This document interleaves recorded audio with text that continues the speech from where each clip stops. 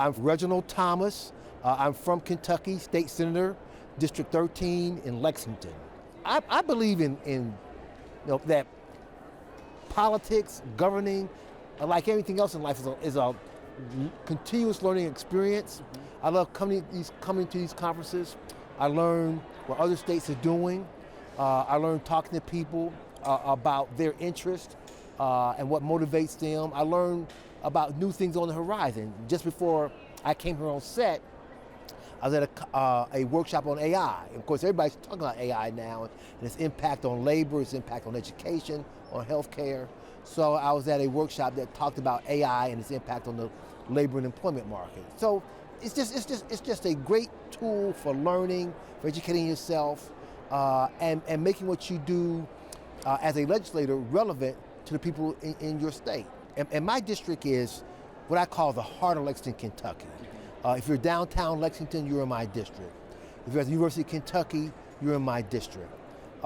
If you're in the more tourist areas of Lexington, like the Henry Clay Home, you're in my district. So my district is the heart of Lexington. It's the core.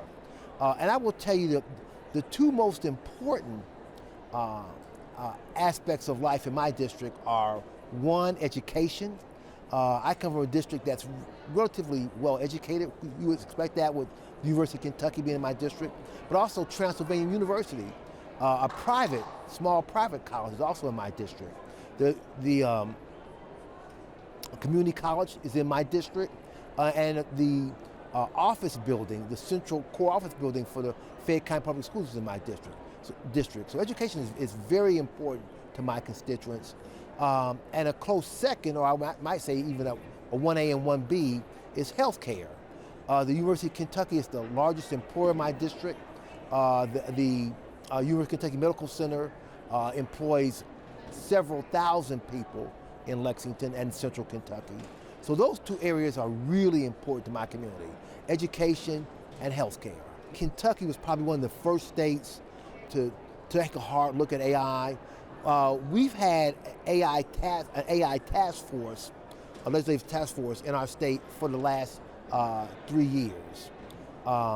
And so we've used that task force to look at AI from all aspects of society, as I talked earlier, not just medicine, healthcare, or education, but labor. We've looked at it from the standpoint of child care. It's several different components of AI. So I don't think I can say we've really overlooked it. I think we need to continue to study it because it's constantly changing. And so, no, I don't think there's anything we've overlooked there in Kentucky. We just need to keep our focus, or keep one of our foci on AI, make it one of our major foci, really for the remainder of this decade, and who knows beyond that. Started when I was 7, when my father came home from work one day and said, "Son, I think you might want to watch this." And he turned on the television, which at that time you had to go to actually turn it on. A knob, a small black and white screen appeared. And I watched the first ever televised presidential debate in the history of America between then Senator John F. Kennedy and then Senator Richard Nixon. And they talked about the key issues of that time, a man going to the moon, building an interstate highway system across America, and the Cold War. And after that discussion, I was so enthralled, I said, "Dad, I want to watch this again tomorrow." Of course, he chuckled at that because they only had two debates, and that was a month apart, but that piqued my interest in politics, and it's never left who I am. It's really part of my core as an individual. I have regular contact with my constituency. I send out a newsletter that I would say reaches most of my constituency, and I do it every week when we have session, every month when we're out of session. So I do that so I don't give my constituents just constant emails. They just get a relatively small number, but keep them present. And I talk to them about different issues. For instance, the most recent newsletter I sent talked about a committee meeting we had dealing with medical marijuana. We passed medical marijuana in Kentucky 2 years ago.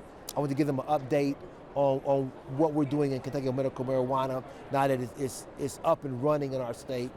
And I just cover different issues of the times. So I think I do a pretty good job of staying my constituents. We have town hall meetings. I go to various other events around the city. So I try to stay in regular contact with my constituents.